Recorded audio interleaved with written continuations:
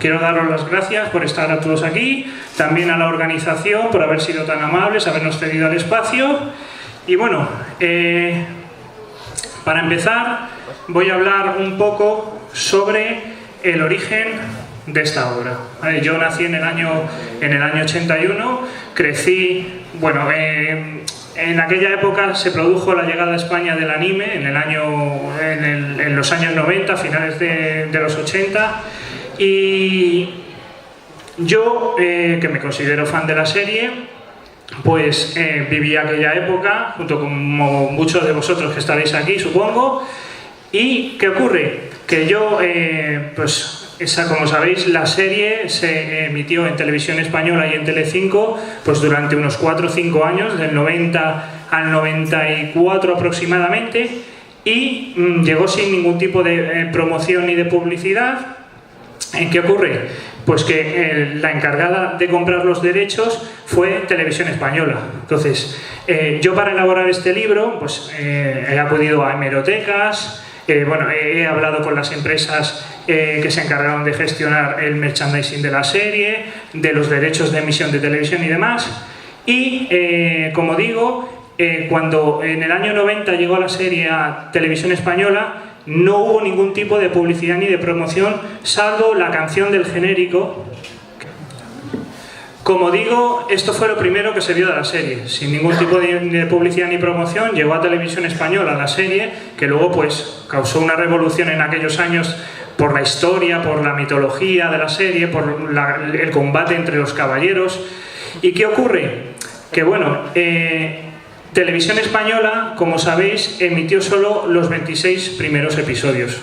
Llegó un momento en el que la serie se cortó y estuvimos meses sin saber nada hasta que Telecinco volvió a comprar los derechos ya al completo de emisión de la serie y la emitió al completo en varias ocasiones. Pero si nos remontamos a los orígenes de los Caballeros del Zodíaco en España, hay que hablar de AVE Drois Audiovisuals, que fue la empresa encargada en aquellos años de gestionar los derechos de comercialización, los derechos de la serie a nivel europeo. Entonces Francia, en sus andaduras en aquel país años atrás, había modificado el logo de los caballeros, que realmente era Saint Seiya, la serie se titula Saint Seiya. Lo que pasa que desde Francia, encargada de gestionar los derechos, pues cambió el nombre a Les Chevaliers du Zodiac. Cuando llegó a España se adaptó el nombre al español, que fue Los Caballeros del Zodíaco. Y bueno, también este año es muy importante para Saint Seiya porque se cumple el 30 aniversario de la creación de la obra de Masami Kurumada. Y bueno, es algo muy importante, y como sabéis, el Salón del Manga de Murcia está dedicado a Saint Seiya. Habéis podido ver exposiciones, habrá más eventos relacionados. Y bueno, vamos a empezar con la obra, vamos a proceder a la maqueta, a mostrar la maqueta para que veáis el contenido. Iré hablando un poquito por encima de cada capítulo.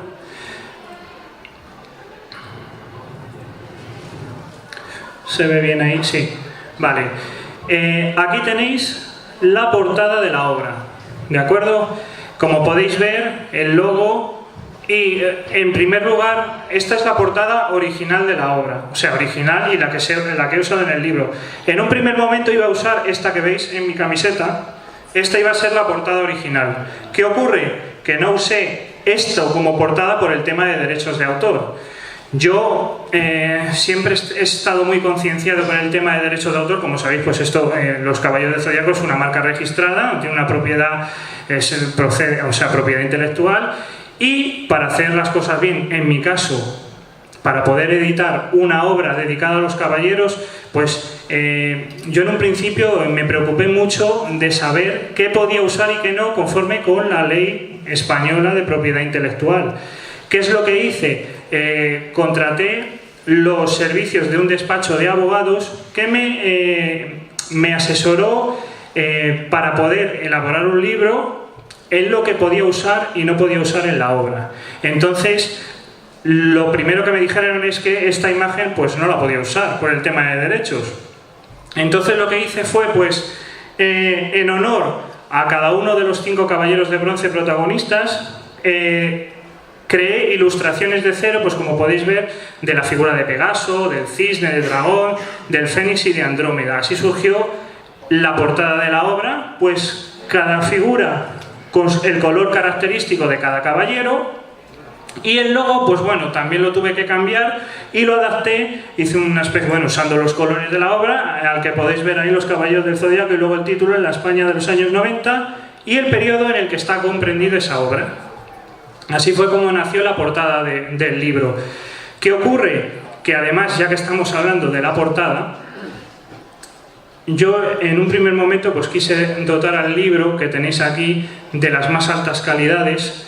Entonces hice una tirada que yo mismo autofinancié, con lo cual soy autor y editor del libro, en tapadura, tapa extra dura, y además, lo que pasa que no lo vais a poder ver desde lejos, luego ya os podéis acercar y mirarlo, es que el libro, aparte que está plastificado, pues si se mancha, se puede limpiar con un trapo húmedo, no hay problema, tiene barniz reserva UV. ¿Qué es esto? Pues es un barniz que al incidir la luz brillan ciertos elementos, como puede ser el ribete, las figuras de los caballeros, de las constelaciones y el logo. O sea que al acercarse aquí se puede ver que brilla tanto en un lado como en el otro.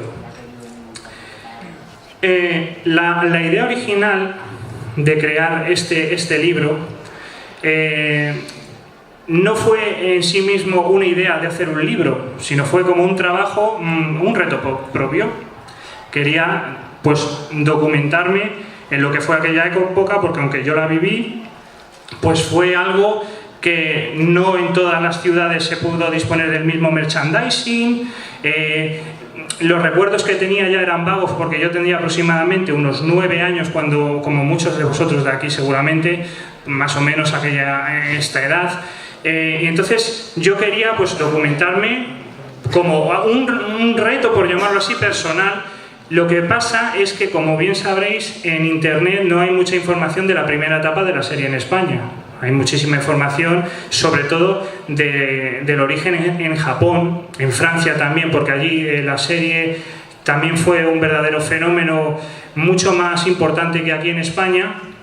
Pero en definitiva que yo empecé a buscar información y empecé a recopilar muchísima información, y empecé a descubrir el merchandising que se había empezado a coleccionar. Lo que pasa es que, claro, yo empecé a todo eso a anotarlo en textos, empecé a sacar fotografías del merchandising que yo iba comprando, y pues lo que sucedió es que una vez que yo reuní muchísima información, dije, esto sería bueno presentarlo en una obra. Aquí vais a poder ver, bueno, en la página izquierda, esto es como si estuviesen enfrentadas las páginas con el libro abierto. Podéis ver el depósito, aquí está el depósito legal, la información de los derechos y demás, los agradecimientos de las personas que han colaborado conmigo. Tenemos aquí ya el índice. Entonces, el índice, a la hora de crear el libro, pensé, ¿qué puedo hacer yo pues para organizar toda esa información que tenía en archivos de texto, sueltos, imágenes? ¿Cómo puedo organizarlo todo? ¿Qué es lo que hice? Pues dividir el libro en 5 capítulos, en honor a los 5 caballeros de bronce protagonistas que aparecen en la portada, bueno, las figuras en este caso, y cada capítulo con el color característico de cada caballero, como podéis ver, el rojo, el verde, el azul, el rosa y el naranja. Entonces estructuré el libro en 5 capítulos, como digo, el primero dedicado a la serie en televisión, el segundo al doblaje que se realizó en los estudios Arcofón, que estaban en Madrid hasta hace algunos años, que ya cesaron su actividad, las figuras de acción, el tercer capítulo, el cuarto la serie en cómics y el quinto los productos licenciados. Empezando por el primero, como podéis ver, la entradilla pues es la figura de Pegaso, el color de la franja roja y abajo pues la serie en televisión. Entonces todo el capítulo rojo pues está con el color de la franja roja, y según vayamos pasando pues se verá en la estructura de cada capítulo. Este capítulo, como podéis ver, pues documenta la trayectoria de la serie desde que llegó en el verano de 1990 hasta que se emitió el último episodio en televisión española, y aquí está pues documentado las cajas rojas. Todo el libro tiene muchas cajas de color de cada capítulo en cuestión, y lo que son citas extraídas de revistas o de periódicos de la época, pues para corroborar los textos que yo he escrito. Algo muy importante, cuando empecé a hacer la estructura del libro, la maquetación, empecé a usar fotos, ahí podéis ver capturas, empecé a usar capturas pero de la serie en DVD. ¿Qué ocurre? Que claro, a mí no me gustaba ese aspecto, porque claro, al tratarse de un libro que documenta aquella época, lo correcto sería usar capturas de televisión de aquellos años. Entonces, inicié una labor de búsqueda, pues por foros y demás sitios, hasta que conseguí contactar con una persona que me cedió las grabaciones de Telecinco. ¿Qué hice yo? Digitalizarlas, bueno, de Telecinco, de Televisión Española y de la 2. Digitalicé la serie y extraí capturas. Y podéis ver que todas tienen el logo del canal en cuestión. Podéis ver, pues aquí lo veis, el logo de la 1 y de la 2. Eso es la emisión en Televisión Española. Luego tenemos tablas de emisión con las fechas, el canal y el día, el número de episodio en el que se emitió en Televisión Española, arriba lo veis, y luego en la 2. Los títulos están extraídos de las grabaciones originales, con lo cual se trata de un material pues muy importante, porque en ningún sitio se pueden ver los títulos originales tal y como se emitieron en televisión. Estos están extraídos de los VHs, con lo cual lo que veáis en el libro, en la obra, todo está corroborado y está perfectamente todo reflejado e indicado. Si seguimos en la maqueta, vemos la emisión en Telecinco, que comenzó en el programa Superguay, que podéis ver ahí a Rita y Miliki, que además diréis, ¿qué pintan? Porque es posible que lo digáis, que pintan aquí una foto de estos dos, además con esta es la portada de un disco, Super Disco Guay, que grabaron Rita y Miliki en el programa Superguay, y que todas las canciones de este disco pues las cantaron en el programa. Por eso he decidido meter la carátula de este disco. Aquí podéis ver el logo de Superguay. Aquí abajo es una captura del anuncio que fue la primera promoción de la serie animada. Fue aquí en Telecinco, porque Televisión Española no hizo ningún tipo de promoción. Pues en este apartado lo mismo, se documenta la emisión en Telecinco, avanzamos y vemos las tablas de emisión. Podéis verlo ahí con capturas de Telecinco, las dos emisiones que se hicieron completas en Telecinco, un pequeño resumen de cada saga. Luego hablamos de la emisión del largometraje en Telecinco, seguimos los motivos por los que la serie se dejó de emitir, se ha ido la señal, aquí está. Aquí los motivos por los que la serie se dejó de emitir, que como sabéis hubo muchísimas críticas, sobre todo por asociaciones de padres, por el tema de la violencia, que uno cuando ve esta imagen de aquí dice, pero qué violencia tenía la serie, ¿no? No había ningún tipo de violencia, esto era, vamos, como los Teletubbies, ¿no? O algo así. El caso es que se explica los motivos por los que la serie se dejó de emitir en las televisiones españolas, hasta que años después, a partir del año 2000, pues se volvió a recuperar y ya se empezó a comercializar incluso en DVD. Tenemos también la canción del genérico, se habla un poco del origen de la canción y demás. Bueno, continuando con la maqueta, llegamos al capítulo 2, que está dedicado al doblaje. Podéis ver a la figura, pues bueno, la del dragón. He establecido el orden según aparición en la serie. Seiya Shiryu, Yogasune e Iki, así siempre se han presentado los personajes. En este capítulo fue muy complejo por el tema de las entrevistas a 14 actores de doblaje, que ahora bueno iré enumerando. Y bueno, realmente aquí, como no es un libro, es un libro técnico, pero bueno, tampoco me quise extender mucho, y lo que hice fue una breve introducción y evolución al estudio de doblaje Arcofón, que fue el que dobló la serie en los años 90. Luego tenemos una completa tabla de actores y actrices de doblaje. Como podéis ver, se extiende porque son muchísimos actores los que participaron en la serie, y entonces lo que he hecho ha sido poner el nombre del personaje original, está ordenado por nombre de personaje original, es decir, realmente es la transcripción del japonés al español, todos los nombres. Luego tenemos el nombre del personaje adaptado, es decir, el que se usó en la serie, en la emisión de televisión española de Telecinco en los años 90, el número de episodio en el que aparecen estos personajes y el actor o actriz que lo interpreta.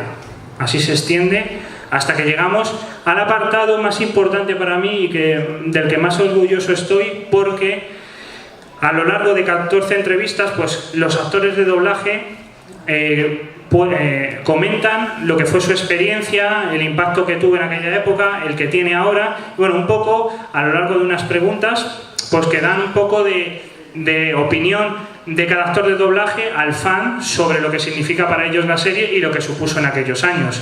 Tenemos la entrevista a Juan José López Lespe, que fue quien dobló a Sella de Pegaso, que además en pocas entrevistas se pueden encontrar de Juanjo, pero de los demás, bueno, hay algunos que tampoco, pero Juanjo la verdad es que fue muy amable, además, como todos, quiso participar en la obra, contacté con él y pues muy amablemente respondió a mis preguntas, entonces estoy muy orgulloso de que él haya querido participar, al igual que el resto.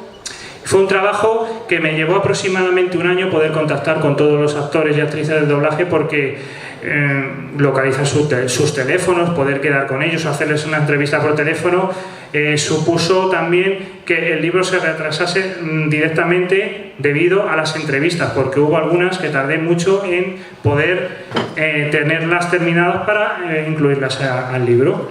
Vemos la entrevista igual a José Núñez, podéis ver las imágenes de fondo como marca de agua del caballero al que interpretaban en la serie. Y algo muy importante que también me dijeron personas que compraron el libro es por qué no había utilizado fotos de los actores de doblaje. ¿Por qué no lo hice? Pues lo mismo. En un principio tenía imágenes cogidas de internet o de algunas jornadas de doblaje que se han hecho en Madrid. Se llevan haciendo bastantes años, de las que yo formo parte de la organización. Contactamos con los actores de doblaje y hacemos charlas en Madrid. ¿Qué ocurre? Que me dijeron los abogados: Pedro, tienes que tener autorizaciones por escrito para poder usar cualquier foto personal en el libro. Pues otra cosa. Contacté con todos los actores de doblaje, hubo algunos que me dijeron que preferían no aparecer en el libro, pues porque ellos querían mantener su privacidad, aunque luego podéis encontrar fotos en internet o en otras obras, eso ya cada uno es libre de hacer lo que considere oportuno, pero yo lo que decidí fue no incluir ninguna foto de actores de doblaje y poner en su lugar una marca de agua en el fondo de cada caballero. Entonces tenemos la entrevista de Juanjo, de José, de Víctor Agramuz, que interpretó a Andrómeda en los primeros 26 episodios, a Sergio Sánchez en el resto de la serie, a Ruperto Ares. Continuando con las entrevistas, tenemos a Yolanda también, que fue quien dobló a Saori en gran parte de la serie. También tenemos a Carmen Arévalo, que dobló a Shaina. Luego también a Virginia Carrera, y veis el personaje que interpretaron todos de fondo. A José Ruiz Difante, a Antonio Cancelas, que es quien lo ha locutado varios de los trailers que os he mostrado. A Ignacio Gijón, Juan Antonio Arroyo, Manuel Hosto, Ángel Amorós. Esas son las 14 entrevistas incluidas en el libro, ¿de acuerdo? Llegamos al capítulo 3, que es también un capítulo muy importante dedicado a las figuras de acción de Bandai, que fue un boom en aquella época. Llegó y parecía que el mundo se acabó. Las estanterías, llegabas a las estanterías de los centros comerciales, las figuras volaban, los niños se pegaban, volaban las piezas, algún choricillo también había por ahí que se las llevaba las piezas, pero el caso es que fue un boom. Fue el merchandising más importante de la serie y que consolidó también pues a la propia serie, el manga, todo, gracias a las figuras de acción. Si seguimos con la maqueta, llegamos al apartado, uno de los más importantes, que es la trayectoria de las figuras de acción de Bandai en España. Son 2 páginas que documentan pues la comercialización de esta figura a lo largo de los 4 años en los que, aunque las figuras se comercializaron muchos más años, realmente la producción fue del 90 al 94. Luego ya fueron restos de stock o figuras procedentes de Francia que se importaron, pero vamos, se comenta la trayectoria en esos 4 años en los que se produjeron pues, la salida al mercado español de las figuras. Y aquí llegamos a otro apartado muy importante que, al que dediqué pues, fueron unos 3 meses, el verano de 2014, anda que no hace ya también, sacando figuras. Esto me ayudó un amigo que fue la persona que me ayudó a hacer la maqueta, y entonces son figuras de su colección, porque yo sinceramente la colección la tenía precintada y no quería desprecintarla. Digo, es que desprecintar las figuras para hacer fotos de esto y luego ya pierde el valor, como dicen, el valor de coleccionismo, ¿sabes tú? Pero bueno, el caso es que se encargó de sacar las figuras, luego juntos pues hicimos la estructura, la organización, el diseño de páginas y demás, y aquí las podéis ver, todas las figuras, las 27 figuras que conforman la colección española de los años 90. Podéis ir viendo los Caballeros de Oro, Guerreros Divinos de Asgard y Generales de Poseidón. Luego ya en este capítulo pues se habla del merchandising relacionado con las figuras de acción, que yo lo he dejado en un capítulo solo debido a la importancia que tuvieron las figuras y todo el merchandising que vino junto con las figuras, pues que es una de las cosas más importantes del merchandising de la serie. Pues el Estadio Coliseo, todas las fotos que vais viendo son artículos o sea, son fotos que he hecho yo, textos y fotos por mí, no están sacadas de internet ni de ninguna otra obra previa, con lo cual son imágenes y textos exclusivos de esta obra. Todo este merchandising, algunas cosas con más gusto que con otras, pues lo fui comprando a lo largo de los 4 años en los que estuve dedicado a esta obra, que la verdad es que algunas cosas realmente, bueno, puedes decir, tienes ya la colección de los años 90, de todo el merchandising, pero claro, muchas veces decía, pagar por ciertos artículos una barbaridad para poderlo documentar, pues, pero bueno, es lo que tuve que hacer para poder crear esta obra. Aquí se hablan de los comerciales, como os he comentado que hubo 3. Luego de los catálogos de Bandai, que es que volaban, yo no sé, la gente, bueno, sí, si ahora lo hacemos igual. Llegamos y, uy, que no me gusta el catálogo, me cojo 3. Y me llevo 2 de recuerdo. Por lo mismo, los catálogos es que volaban. Luego llegaba uno a su casa, se ponía a recortar figuras. Es que estamos hablando de 9 años, 8 años. Había gente que con 6 años, pues que éramos niños, una ilusión que daba esto, madre mía, recortar. Y luego, claro, las 3.000 pelas, 4.000 pesetas y 5.000 pesetas que costaban las figuras, lo que costaba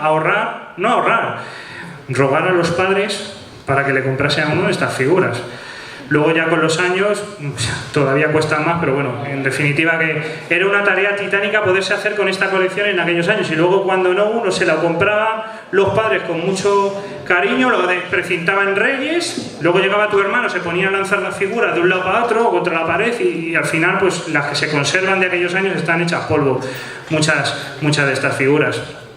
Todos los catálogos que salieron, y aquí acabamos, llegamos al capítulo 4, que es el de la serie en cómics. Esta es la edición de Planeta de Agostini. Aquí se habla de la trayectoria en el mercado español de los cómics editados por Planeta de Agostini en no en 2 colecciones, sino en 2 ediciones, porque se hizo una primera edición que venía con este cartón que podéis ver aquí abajo, con el cómic enganchado, y luego hubo una segunda edición con restos de stock, o sea, con stock de la primera edición de los números que no se habían vendido. Todo esto está aquí documentado. Luego también tablas con todas las fechas de edición o sea, las fechas en las que se lanzaron al mercado.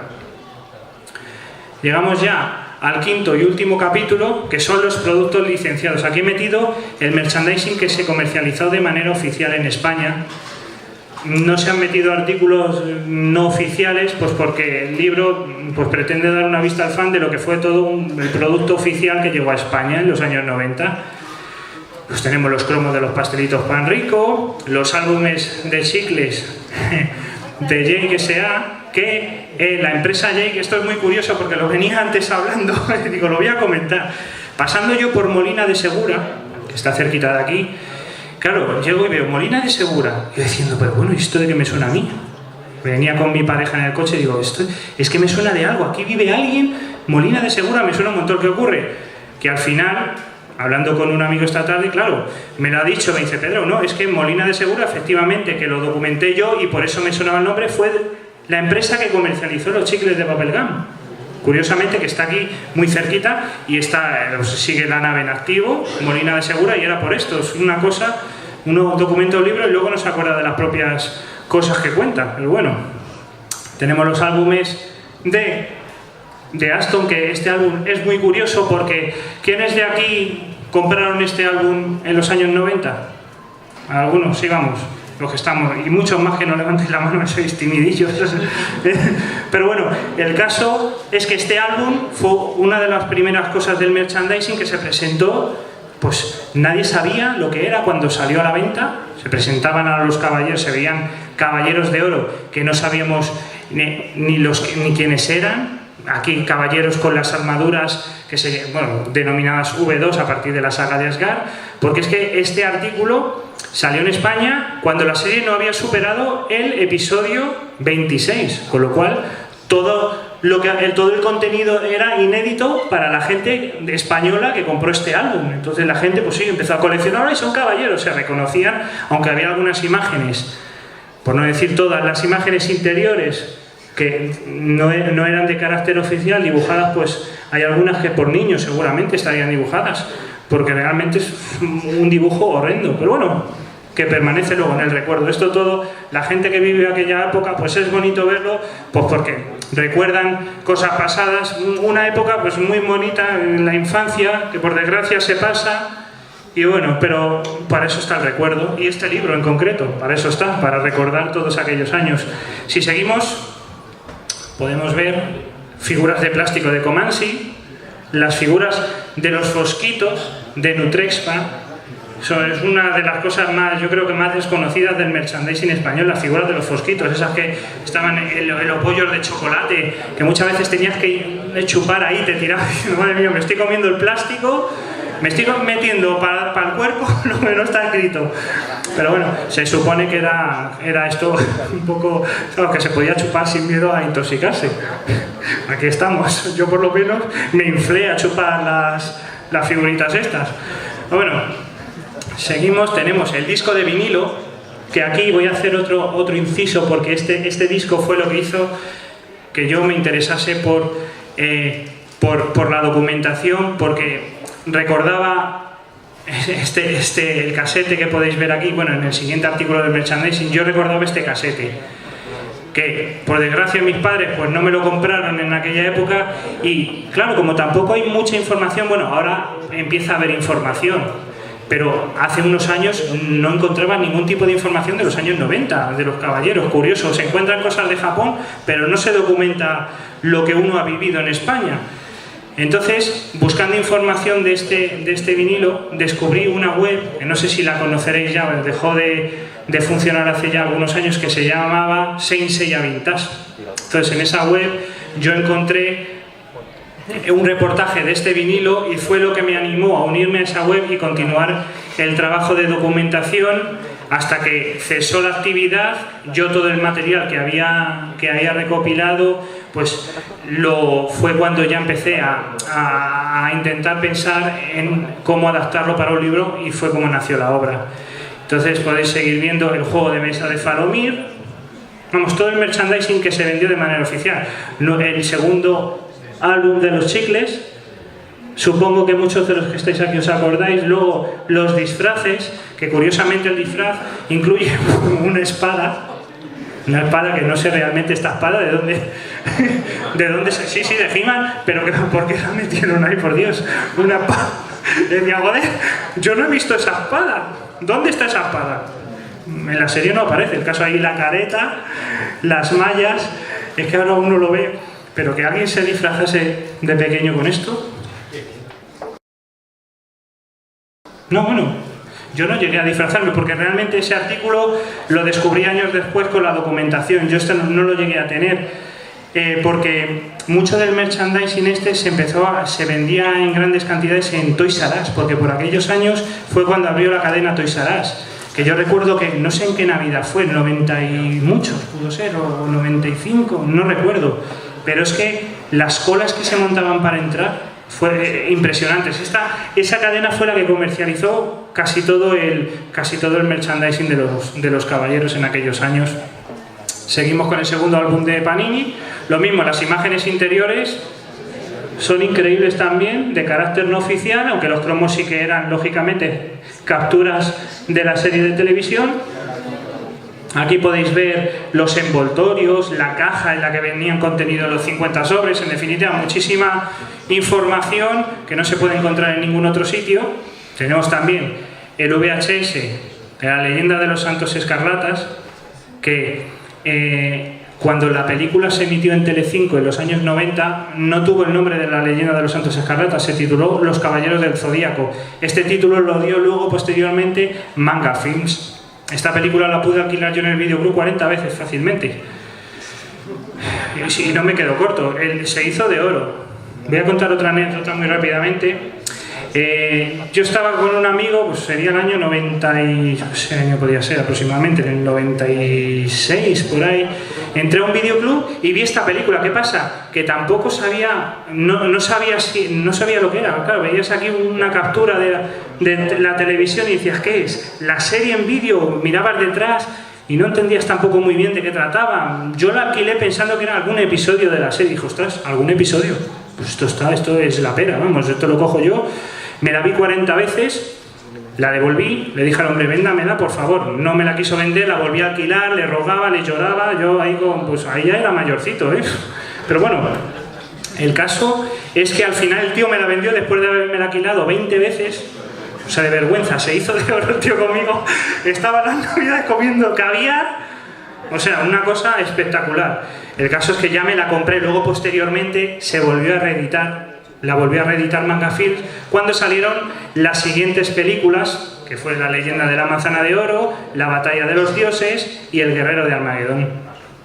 Bueno, continuamos con el merchandising oficial. Voy a hacer un inciso ahora. Tenéis aquí las cartas de Bandai, una colección que no en todos los sitios estuvo disponible. Yo recuerdo que yo soy de Móstoles, allí en una tienda sí que la tenían, luego cada tienda cobraba un precio, porque es que la especulación que hubo también en aquella época, incluso en las tiendas, era algo que decía, pero bueno, me está cobrando 200 pesetas por una tarjeta de estas, una cosa horrible.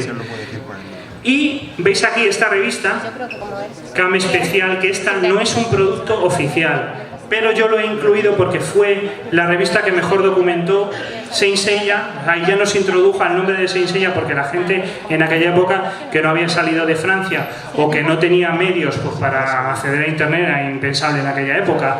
Esta revista introdujo al público en lo que era la obra en sí, Saint Seiya, a lo largo de muchos capítulos, y es una obra que si aún hoy en día la podéis comprar de segunda mano, yo la recomiendo, ¿vale? Lo único malo es que fue en blanco y negro.